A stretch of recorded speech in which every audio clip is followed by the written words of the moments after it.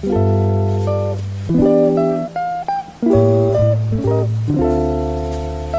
afternoon, Dr. Zhang. The theme of my project is natural materials, artificial rocks versus natural rocks. Nowadays, rocks become an unique element in the landscape setting, which will bring certain value in terms of the visualizations. The purpose of this demonstration is that I want to show the difference or the advantage or disadvantage of using artificial rocks and natural rocks. So in these demonstrations, I will break down to 4 parts, which is weight, color, cost, size, and pattern. First of all, artificial rocks clearly weigh less than natural rocks, as they are hollow underneath. You can see here, they are hollow underneath. Yeah. So we can cover like unsightly things in our yard to cover those up.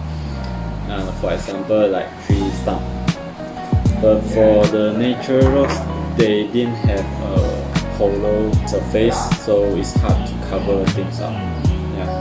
Okay, let's say I want to relocate the artificial. I can easily relocate or move the artificial rock by myself, or one man, to another place that I want.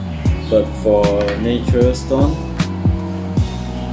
normally it requires heavy machineries or tools to move it. So that's the difference. Move on, the next part is color. So artificial rocks, they can come in many different kind of color. Special paints and coating can be applied on it to create a more realistic rock surface, and I can change the color of the artificial rocks whenever I want to. But for natural stone, even though they already come in natural look, but sometimes maybe the client want to change the color of the rocks to suit their theme of landscape setting, so it's quite hard to change the color of the natural rocks. In terms of the cost, artificial rocks is lower in cost compared to natural rocks, because natural rocks it requires heavy machinery, more laborers, more manpower, and the shipping fees for the natural rocks is more expensive than artificial rocks. Move on to the fourth part, which is size and pattern. Artificial rock normally can come in many different kinds of shape, size, and pattern, according or depends on the client needs.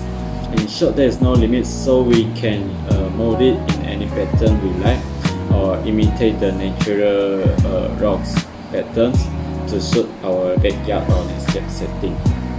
But for the natural rocks, they already come in certain sizes and pattern, and it's hard to change the pattern of the natural rock.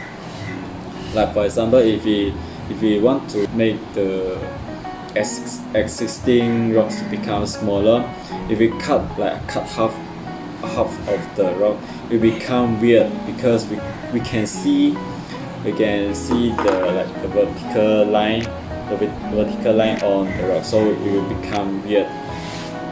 Yeah.